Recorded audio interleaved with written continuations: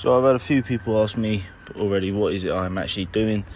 If you've got a MX5, you will know that the difference between the Mark II and the 2.5 is VVT, but not only that, on the 1.8 models they've got what's called the flat top intake manifold. Just about seeing there, probably can't. Basically there's no valves on this and it's more of a direct flow. It's also been known that these are basically a cheap version of a Skunk 2 racing manifold that you can get for these cars. So on the NB Mark IIs without the VVT system, they've got what's this solenoid here, and there's valves within inside, and those valves basically open up, giving you a type of extra power band boost. So in terms of deleting it, what I'm doing is that I'm basically increasing the airflow rate to come all the way through. I've got a short intake, as you can see just there. I've got a short flow intake, but what it does as it goes in here, it's got more of a direct flow straight into every single valve, into every single port, sorry. But as well as it deletes that, so there's no restriction. This acts as a bit of a restrictor. I'm keeping the EGR for now, so I need to get another EGR delete kit, but that'll be coming when the head comes off. But yeah, so far, if those of you want to know, take all the essential bits off the intake, undo all your brackets, but to get the manifold off, you need to take the top half off. So as I was saying, with the non-VVT 1.8 manifolds, if you don't already know, there's these valves here that open and close, but the new one doesn't have it. So to get to this point, obviously you've got to take all the essentials off. I'll disconnect your EGR, a few other wires. Ideally, you can take it all the way off your throttle body. I'm going to leave it there for now. Does need a little bit of a clean up, but as you can see, I'm already making a mess. You don't need to disconnect much else. It's just now a case of finding all the locations for the bolts, or you also have to undo that EGR pipe just down there. Now you've just got to locate all the bolt holes and that hold the manifold on. Careful not to disrupt the fuel rail. You can get away without touching that. There is an earth point down here that you do need to disconnect to. Progress update. That's how we're looking.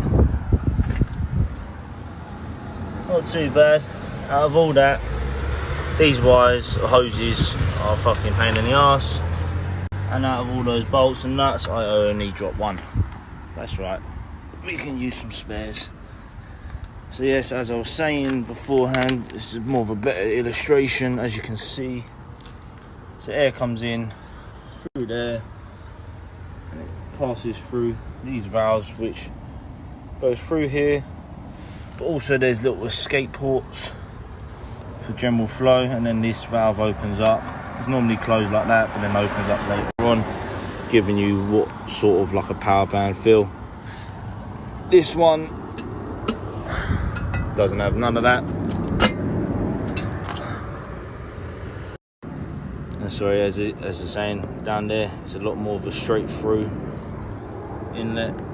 Here it's quite restrictive, but this also acts as a bit of a restrictor. So in a sense, it's kind of like a cheap upgrade if you were to want or are looking into getting the Skunk 2 manifold for these BP engines. But overall, let's get this on now and let's go from there. See how she feels afterwards.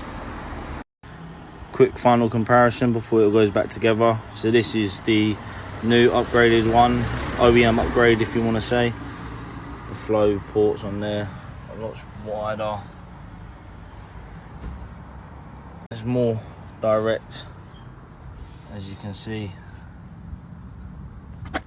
Whereas this one has got more blanking off and the ports are smaller. And just the neck flow as well, it's a lot shorter and more angled. Whereas this has got more of a better flow. So now I'm just going to stick everything else back on, swap the EGRs over for now until I blank them off, and let the fun begin. Few moments later. All on, all done and dusted.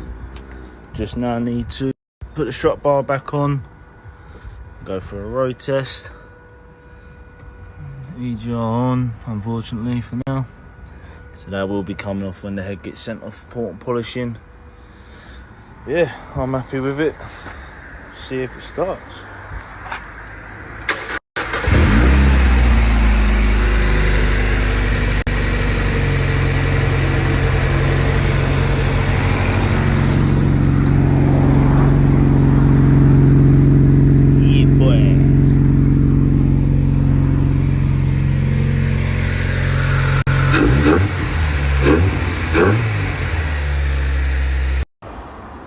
Final verdict, much needed upgrade.